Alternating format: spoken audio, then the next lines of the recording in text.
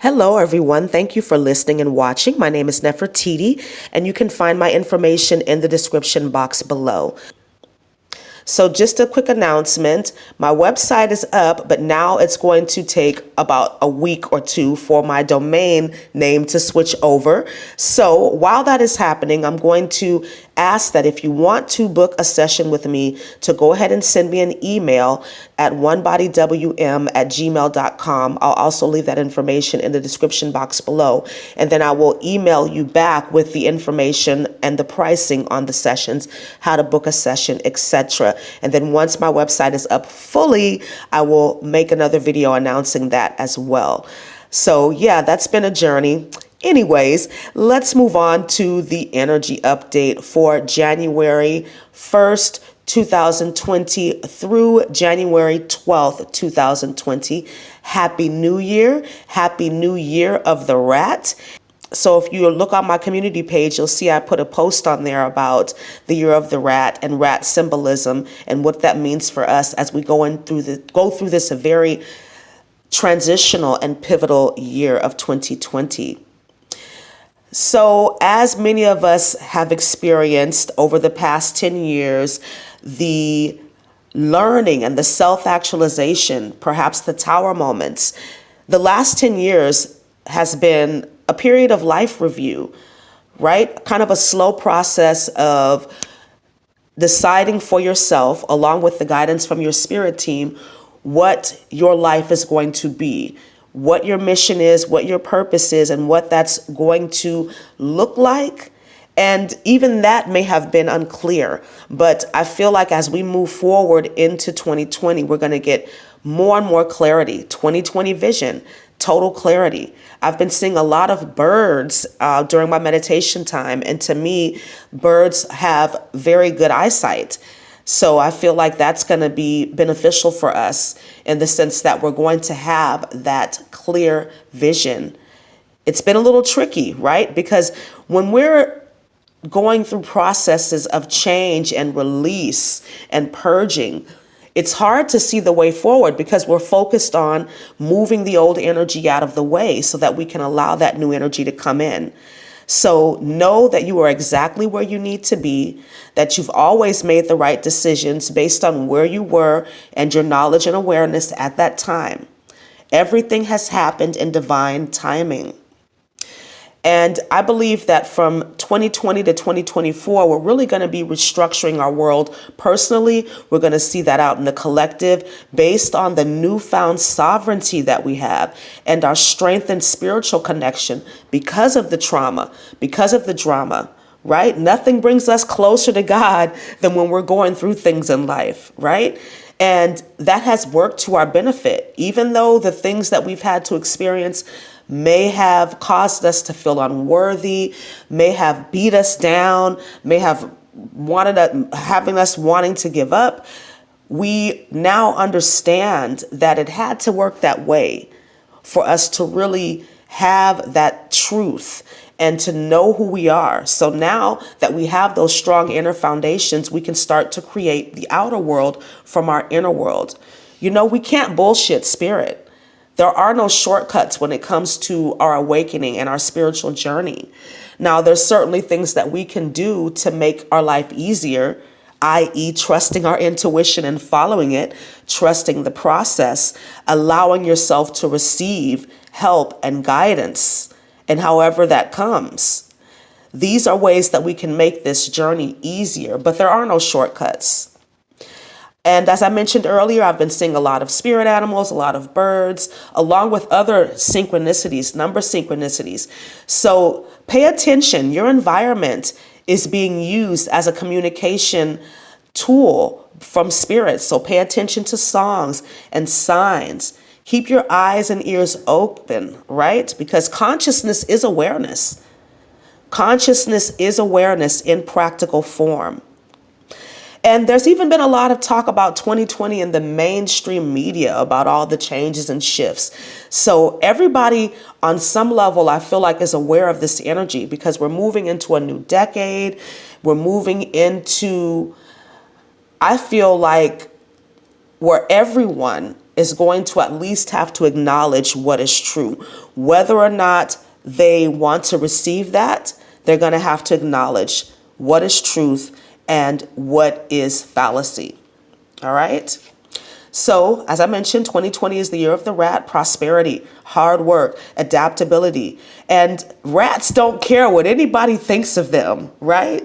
If you've seen a rat, they're going about their business. They're trying to get food to feed their family. Whatever it is they're doing, they're staying focused, whether you scream or try to kill them or not. And that is what this energy is saying to us, is to be independent of the good opinion of other people and step onto your path, step into your purpose with confidence and boldness and bravery. And you are going to have to be brave, right? Because this is a year where we're going to have 6 eclipses. So we're going to really feel that evolutionary push from the universe. There are times when we kind of have integration and there's time for growth and really allowing ourselves to adapt to changes. I feel like this year we're going to have a little bit of both, where we're going to get those pushes and then we're going to have to adapt. We're going to get another push. We're going to have to adapt. So really stay focused, stay grounded this year, and start to pare down your life. Start to simplify your life, right? What are you giving your energy to? Is it going to benefit you? Is it going to help you to fulfill your purpose, your mission? If not, then you need to really examine why it is that you're doing these things, why it is that you're giving your energy to these things. And you can do it, or the universe will do it for you. There's energy here for that. So take responsibility for your life. That's what this Capricorn energy is about taking control of your life, taking responsibility for your life, and doing the work that you need to do to create the life that you want. So let's get right into the astrology. On the 3rd, we have Mars moving into Sagittarius, and Sagittarius is expansive. It's about growth and travel.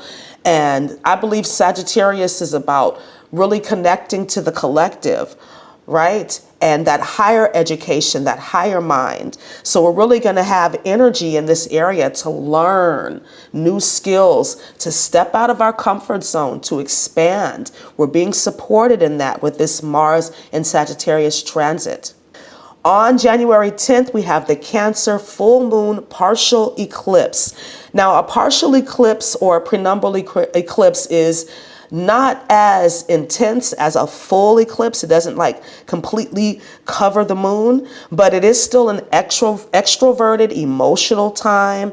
And with this Cancer full moon being opposed by all of this Capricorn energy, Saturn, Pluto, Jupiter, and the Sun, this is about us consolidating our power. As I mentioned, paring down our lives, simplifying our lives, and really focusing on those things that mattered. And with this full moon eclipse, we are pretty much aware of the situations that are going to be needing adjustments and shifts. Full moon eclipses tend to be kind of predictive in nature just because of the way that the energy plays out over time. Because this is a full moon in Cancer and it's an eclipse full moon, this is double the energy for emotional release and purging. And we might already be feeling this. Just a little TMI for you. In the month of December, I caught a cold that is still lingering. I don't know if you could hear it in my voice, an Ascension flu type thing that I've had for about a week and a half. And I got 2 menstrual cycles this month. Now, it's not abnormal for a woman to have 2 menstrual cycles sometimes if they're falling within that window. But I know for me, because I am clairsentient and I feel energy physically, I know that this is a sign for me that I am going through tremendous emotional release, releasing old, pent up emotions, stagnant emotions, especially from my sacral chakra. Because full moons are connected to our relationships and our sacral chakra is about relationships, I feel like I'm definitely experiencing a release of energies in this area of my life, especially where this eclipse falls and how it is triggering other planets in my natal chart. So I would encourage you to check your chart and see where this eclipse is falling. You can book a session with me or another astrologer, and we can check this for you. Because like I said, this energy is going to play out for a couple of months. And on the same day, we have Uranus going direct in Taurus. So we can expect the unexpected, right? With Uranus going direct. There's components of this eclipse that are expected. And then with Uranus here, we're going to also have to expect the unexpected. Allow yourself some time for emotional release. If you find yourself being triggered, remember the holy pause. And I mentioned this in other videos where you stop and take a couple of deep breaths and check in with yourself and ask yourself, what am I feeling right now? Because the trigger is in you. Even though we're going to have outside influences kind of provoking, if you will, this energy of emotional release, the trigger is in you, right? So think about an orange. If you squeeze an orange juice comes out, not apple juice, not grape juice, just orange juice. And it doesn't matter who does the squeezing. Orange juice is going to come out. And so it is with you. It doesn't matter what does the squeezing. What's in you is going to come out of you. So if you've been doing your shadow work and you're very aware of your emotional triggers, this could be a time of tremendous insight and awareness and learning for you. This could also be very positive energy for you, right? Because eclipses are kind of like build-up energy.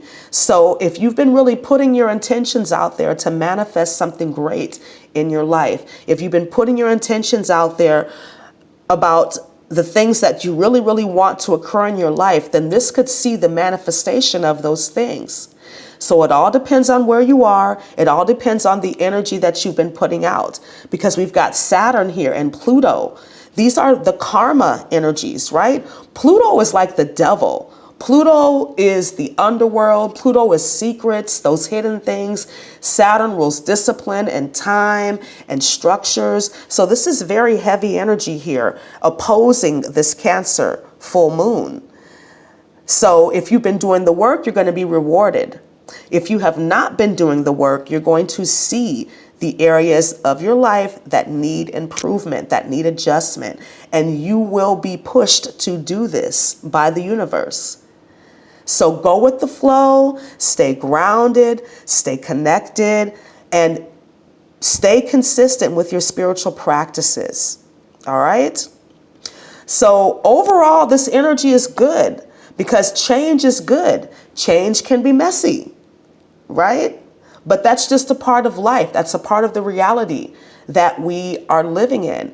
But I would encourage you to have no fear. Do not fear. We were made for this, light workers.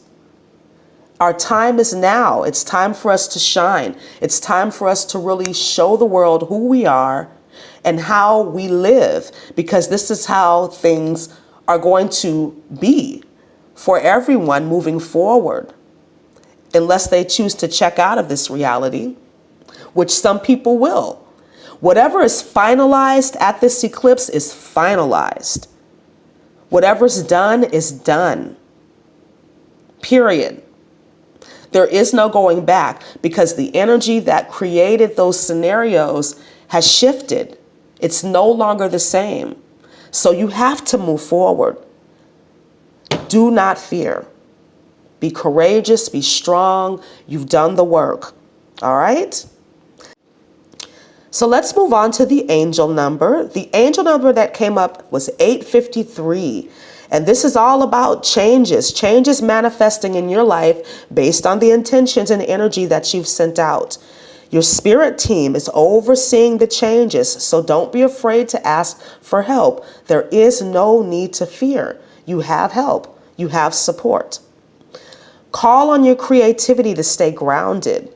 Your creativity is your direct connection to source, to divine energy. And if you look out in the world, especially in the school system, where they have been cutting art programs and cutting physical education, That's darkness. That's the enemy, the cabal, whatever name you want to call it, trying to cut off our connection to our creativity, because they know that as long as we are connected to our creative source, the things that make us happy, those are the things that keep us in alignment. And when we're in alignment, we can manifest. So call on your creativity to stay grounded in these changing times. Trust your intuition and stay positive. Take positive action in the right direction, even if it's one step, because that's really what it should be. With Capricorn, it's methodical, step by step, practical. And release the past. Let it go. If the past calls you, don't answer, because it has nothing new to say. So let's move on to the crystal. And the crystal that came up strongly again was black tourmaline. Black tourmaline happens to be one of the birthstones for Capricorn. But as I've mentioned in other videos, it's the premier grounding stone. It's a premier protection stone. It protects you from all kinds of negativity, and it transmutes negative energy into positive energy. It's also going to protect you from electromagnetic stress. It's going to help you with tension and anxiety. I recommend everyone has black tourmaline in their collection, especially as we go into 2020. It's readily available. You can purchase online. You can go into a crystal shop and get you some black tourmaline, maybe wear a bracelet or a nice little tumble stone that you can carry with you every day, and you can meditate with it. But black tourmaline is one of my favorite crystals to work with every single day. I never leave my house without a piece of black tourmaline. I have some in my backpack. I keep some in my son's stroller, in the car, because it's just great for all around protection, especially if you're an empath. All right. Black tourmaline is going to resonate with the root chakra. So helping you to stay grounded, helping you with the material aspects of your life. So let's move on to the Oracle card. And again, I'm pulling from the Angels and Ancestors Oracle card deck by Kyle Gray. I've just been led to use this deck over and over again. And the card that came out was the High Priest, intend and create. So we're definitely in a time of creation as we go through these eclipses. And eclipse energy can be a little unstable, but I feel like because we are in this 2020 year of clear vision and the year of the rat, we have all the tools and materials that we need to start building. And the falcon on this card to me represents that clear vision, because falcons have great eyesight, and you'll have the vision, right? You'll know what it is that you need to do, because we see the falcon standing in front of the high priest. And yes, you've had some setbacks and challenges, but they've only made you stronger. Experience is the best teacher. And I'll assert too that if you're going to be a great teacher, you are going to experience many dark nights of the soul. Shadow work. That's why it's so important, because you can intentionally do this, as opposed to having life kind of push you around and then you're forced to deal with your shadow. Take some time out to really examine these things so that you know. Knowledge is only potential power. It's what you do with it that counts, right? So stay focused, stay disciplined, and above all, be discerning. The high priest is very discerning, right? They have to make decisions that are going to affect not only them, but their kingdom, the collective. So be discerning in the energies that you allow into your life. We know who people are at this point. Now, whether or not we want to acknowledge that and do something about that, that's up to us. We're the ones that have to create the boundaries in our life, either creating boundaries or allowing people to leave your life, because you can't take everybody with you. All right? You're the high priest. You're the one that's in charge. You're the leader. And I feel like the cobra on his head represents that Kundalini energy, that creativity, right? That innate creativity, our purpose, our passions, those things that we're supposed to put out into the world. And the wing that's pictured in this card makes me feel like this is about being connected to the higher energies and the earth energies. being that bridge between heaven and earth, being able to manifest the unseen into the seen. So very powerful energies this month. Stay focused, stay grounded, no fear, right? So thank you again for listening and watching. Please like, comment, subscribe, and share. And if you'd like to book a session with me, you can email me at onebodywm@gmail.com, and I will send you an email with all of the information as to how to book the session. And if you would like to donate to my channel, if you like my work, I will leave my PayPal and Venmo links in the description box below. Have a wonderful, wonderful day. I'll talk to you again soon. Namaste.